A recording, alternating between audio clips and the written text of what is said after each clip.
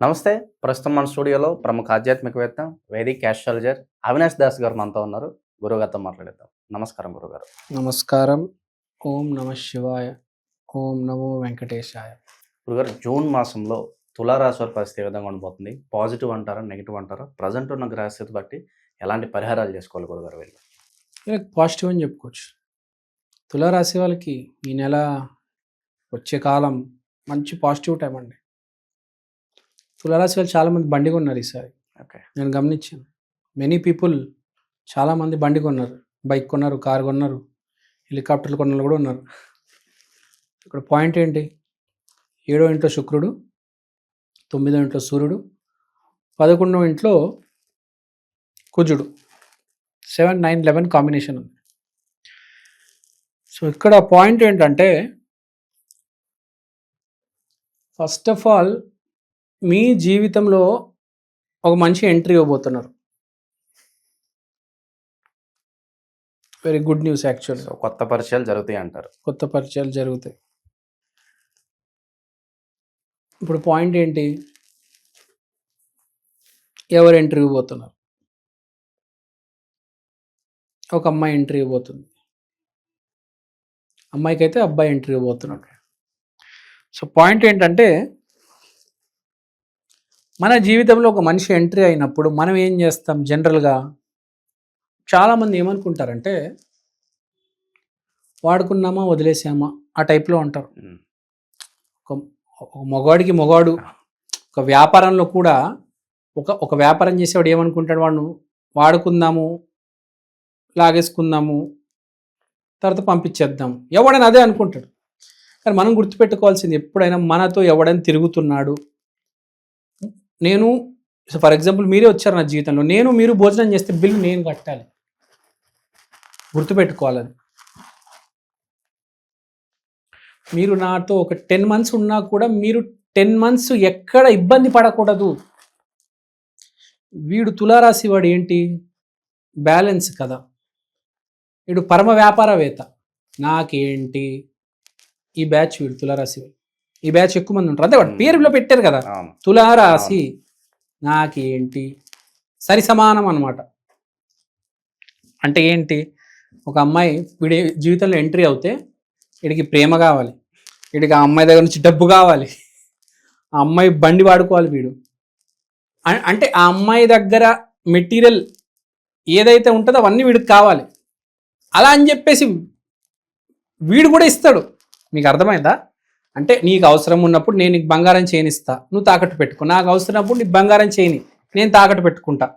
నా కారులో తిరుగుదాం, Saturday Sunday నీ కారులో తిరుగుదాం. మీకు అర్థమైందా? అంటే ప్రతిదీ వ్యాపారమే వీడికి. అంటే ఏది లాక్కోవడం లేదు, ఏది ఇవ్వడం లేదు, బ్యాలెన్స్ చేస్తున్నాడు. నేర్చుకోవాలి వీళ్ళు కొద్దిగా. తులారాశి వాళ్ళు, ధనుసు రాశి వాళ్ళ దగ్గర, మీనరాశి వాళ్ళ దగ్గర జీవితం అంటే వ్యాపారం కాదు, తీసుకోవడం కూడా కాదు. జీవితం అంటే ఇవ్వడం, టు గివ్. నీకు ఎంత స్తోమత ఉంటే అంతలో ఇవ్వు. అంతేగాని నాకెంత, వాడికెంత, నేను ఇవ్వకపోతే నా పరువు ఎక్కడ పోతుందో. వీడికి అవసరం ఉన్నప్పుడు వీడు తీసుకుంటాడు, తర్వాత వీడు పరువు పోతుందని తెలిసినప్పుడు వీడు మళ్ళీ పెడతాడు. You understood? Life is a business for them. అలా వీళ్ళు చెడ్డోళ్ళు కాదు. ఎక్కడ ఏం లాక్కోవట్లేదు. ఎక్కడ లాక్కుంటున్నారా? అడుగుతున్నాడు. ఎక్కడ లాక్కోవట్లేదు, ఎక్కడ ఇవ్వడం కూడా లేదు. They are just maintaining a balance with the people. అందరితో సరి సమానంగా ఉంటున్నారు. నేనెంతనో నువ్వు కూడా అంతే. ఇప్పుడు గురు రాశి వాళ్ళు నా పక్కనోడు గొప్పవాళ్ళు, నా పక్కనోడు బాగుండాలి అని కోరుకుంటాడు కదా. వీళ్ళు అలా కాదు. నేనెంతనో నువ్వు కూడా అంతే, you are equal to me. గురు రాశి వాళ్ళు ఏం చేస్తారంటే, పెద్దవాళ్ళు ఎవరైనా కనబడి ఫస్ట్ కాలు మొక్కుతారు. నేను చిన్నోడిని, మీరు పెద్దోళ్ళు. వీళ్ళు అట్లా కాదు. అవసరం ఉంటే నాడు కాలు మొక్కుతారు. ఫ్రాంక్గా చెప్తున్నా. వీళ్ళు అందరూ అట్లా లేరు. చాలామంది మనస్తత్వం అలా ఉంటుంది. చూశాను నేను, ఎస్పెషల్లీ స్వాతి నక్షత్రంలో చాలా కమర్షియల్గా ఉంటారు. స్వాతి నక్షత్రంలో ఉన్నవాళ్ళు అంటే దానికి రీజన్ కూడా ఉంది. వాడికి పర్పస్ ఉంటుంది. ఇప్పుడు నేను ప్రైమ్ మినిస్టర్ అనుకోండి, నేను ప్రైమ్ మినిస్టర్ ఎందుకు కావాలనుకుంటున్నాను? ఈ దేశం బాగుపడాలి కాబట్టి కదా. ఈ దేశం బాగుపడితే ఆటోమేటిక్ నేను కూడా బాగుంటాను కదా. అవును. రెండు ఎక్కడ బ్యాడ్ లేదు, ఇప్పుడు ఎక్కడ చెడు లేదు, రెండు రకాలుగా బాగుంది. అవును. బట్ దేశానికి ఎక్కువ ఇవ్వాలి, మనం తక్కువ ఉండాలి ఎప్పుడు. కానీ వీళ్ళు అలా కాదు, నేను ఉందాగా ఉంటాను, దేశాన్ని కూడా మెరుగుపరుస్తాను. సో ఆ రకమైన మనిషి అన్నమాట స్వాతి నక్షత్రం ఈ తులారాశి వాళ్ళు. So they are good givers and good takers. So ఇప్పుడు మనం మాట్లాడుతున్నాం, శుక్రుడు 7వ ఇంట్లో ఒక స్త్రీమూర్తి రాబోతుంది, రెడీగా ఉండండి. మీరు ఆమెతో ఎలా డీల్ చేస్తారో మీ జీవితం, మీ రిజల్ట్ మీకు అలానే వస్తుంది. ఎప్పుడైనా గుర్తుపెట్టుకోండి, మీరు ఎక్కువ ఇచ్చారనుకోండి మీకే రేపు 10 రెట్లు ఎక్కువ వస్తుంది. మీరు ఎక్కువ తీసుకున్నారనుకోండి రేపు మళ్ళీ మీకు తిరిగి ఇవ్వాల్సి వస్తుంది కదా. అది గుర్తుపెట్టుకోండి జీవితం. ఎప్పుడు మనం ఎక్కువ చెయ్యి పైన ఉండాలి, ఎప్పుడు కింద ఉండకూడదు కదా. తర్వాత సూర్యుడు బుధుడు 9వ ఇంట్లో ఉన్నారు కాబట్టి పెద్దవాళ్ళకి గౌరవం ఇవ్వాలి, మనస్ఫూర్తిగా ఇవ్వాలి. వీడు చిన్నోడు పెద్దోడు అని కాదు. ఈ నెల మీరు జూన్ నెలలో వాడెవడో రిక్షా వాడెవడో బస్ తోలుతున్నాడు, వాడికి నేను రెస్పెక్ట్ ఇచ్చేది ఏంటన్నా, బస్ దిగేటప్పుడు కూడా థ్యాంక్ యూ అన్నా అని చెప్పాలి. వాడు బస్ డ్రైవర్, వాడికి నేను ఇచ్చేది ఏంటి అని అనుకోకూడదు.